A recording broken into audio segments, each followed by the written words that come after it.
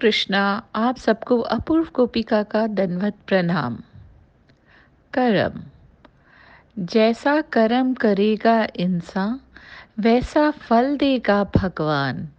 ये है गीता का ज्ञान। ये है गीता का ज्ञान। जब भी हम कर्मों का सोचते हैं हमें गीता जी याद आती हैं। जैसा कर्म करोगे वैसा फल पाओगे। अच्छे कर्मों का फल अच्छा और बुरे कर्मों का फल बुरा। ज़रूरी नहीं है कि हमें अपने कर्मों का फल इसी जन्म में मिले। ये फल आगे अगर इस जन्म में हमने नहीं भोगा अपने कर्मों का फल, तो उसके कारण हमें फिर से जन्म लेना पड़ता है और कर्मों का भुगतान तो करना ही पड़ता है। कैसे? तो चलिए आज इस प्रसंग में एक कथा सुनते हैं। एक बहुत बड़े नगर का एक राजा था, जिसका राज्य बहुत ही अच्छे तरीके से चल रहा था। वो बहुत नेक दिल था। एक दिन ऐसे ही बाग में घूमते-घूमते उसके मन में विचार आया कि मेरे जन्म के समय और भी ना जाने कितने लोगों का जन्म हुआ होगा, तो मैं ही केवल क्यों राजा बना? मेरे ही हिस्से इतनी सुख समृद्धि कैसे आई? जितने लोगों ने भी मेरी घड़ी में, मेरे मुहूर्त में, मेरे दिन ही जन्म लिया है, उनका क्या हाल है? उसने बहुत खोजबीन की, बहुत अपनी पत्रियाँ भी पढ़ीं, सब कुछ पढ़ा लेकिन उसे कोई उत्तर नहीं मिला। फिर उसने एक बार विद्वानों की सभा बुलाई। बड़े शहरों से, दूर-दूर से विद्वान आए और सबको आश्चर्य था कि राजा ने अचानक ही ऐसी सभा क्यों बुलाई है। तो जब सभा की बैठक हुई, तब राजा ने अपना प्रश्न पूछा। तो सब विद्वान सोच में पड़ गए कि क्या जवाब दिया जाए। सबने अपने-अपने तर्क-वितर्क प्रस्तुत किए, परंतु कोई भी उत्तर राजा को भाया नहीं, उसे संतोष नहीं हुआ। तभी एक विद्वान बोलता है कि महाराज, आपके शहर के बाहर एक घना वन है। वहाँ पे मैंने एक साधु को तपस्या करते देखा है। जहाँ तक मैं सोचता हूँ, वो आपके प्रश्नों का ज़रूर उत्तर देंगे। राजा बहुत प्रसन्न होता है और अगले ही दिन कुछ घुड़सवारों के साथ वहां चल पड़ता है। चलते चलते वन में उसे एक कुटिया दिखती है, तो बहुत खुश होता है। जब कुटिया के पास जाता है तो उसे वो साधु अंगारे खाते हुए दिखते हैं, तो उन्हें देख के बहुत हैरान होता है। कुछ पल उन्हें देखने के बाद वो उनसे प्रणाम करके अपना प्रश्न पूछता है। तो साधु महात्मा कहते हैं कि भई मैं तो अभी बहुत व्यस्त हूँ, अंगारे खा रहा हूँ, जहाँ तक मेरी समझ जाती है तुम थोड़ा आगे जाओ, तुम्हें एक और साधु मिलेगा, वो तुम्हारा जवाब देगा। ये सुनकर राजा कुछ-कुछ अपमानित महसूस करता है, परंतु उसको जिज्ञासा बहुत थी, तो वो आगे चल पड़ते हैं। आगे चलते-चलते उन्हें शीघ्र ही दूसरे सन्यासी मिल जाते हैं, तो उसे देख के वो और हैरान होते हैं क्योंकि वो मिट्टी खा रहे होते हैं। तो उन्हें प्रणाम करके वो पूछते हैं, अपना प्रश्न पूछते हैं। तो वो बड़े बोलते हैं कि तुम्हें दिखता नहीं कि मैं व्यस्त हूँ? क्या मैं तुम्हारे यहाँ प्रश्नों का उत्तर देने के लिए बैठा हूँ?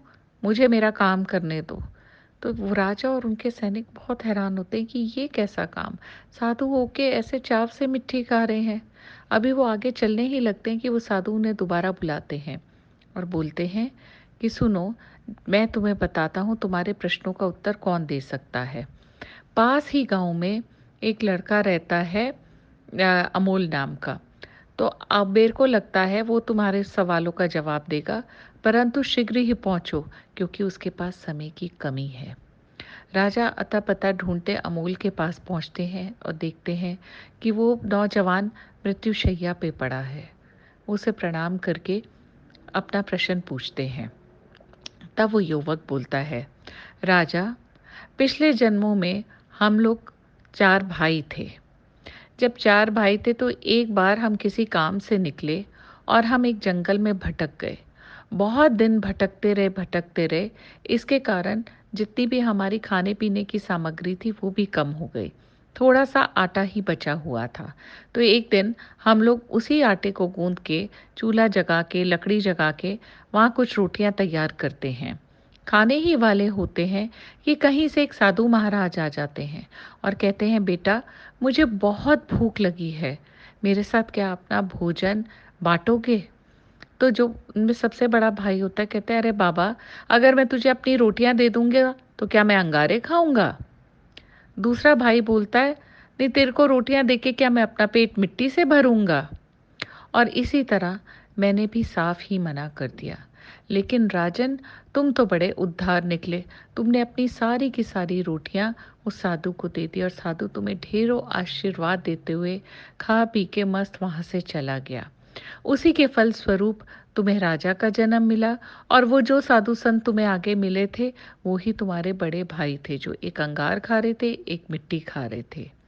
और कह के उस नौजवान ने आंखें मूंद ली और राजा को अपने प्रश्न का उत्तर मिल गया। तो इससे हमें क्या सीख मिली कि कर्मों का भुगतान तो हमें करना ही पड़ता है। अब कर्मों का भुगतान कैसे करें कि हर समय तो हम लोग सहज नहीं रह सकते। कभी कभी गलती हो भी जाती है, जाने अनजाने, कभी मन में किसी के लिए विचार आ जाता है, तो कैसे करें?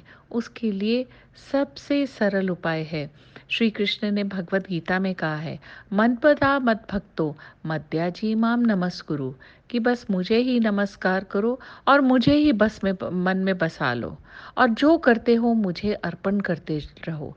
मसलन कि हे कृष्ण, मैं सांस ले रही हूँ तो तेरी कृपा, मैं सज रही हूँ तो तेरे कारण, भोग बना रही हूँ तो आपको समर्पित। धीरे धीरे जब हम अपने जीवन का हर काम कृष्ण को मद्देनजर रखते जाएंगे, तो हमें कर्मों का भुगतान नहीं भरना पड़ेगा, चाहे वो पाप हो या पुण्य हो। और इन सबको कैसे हम भगवान को सब कुछ समर्पित करें? How do we surrender to the Lord? The best policy is to chant and be happy. तो दोस्तों, जपते रहिए और खुश रहिए। हरे कृष्णा कृष्णा कृष्णा हरे हरे, हरे राम राम राम हरे हरे।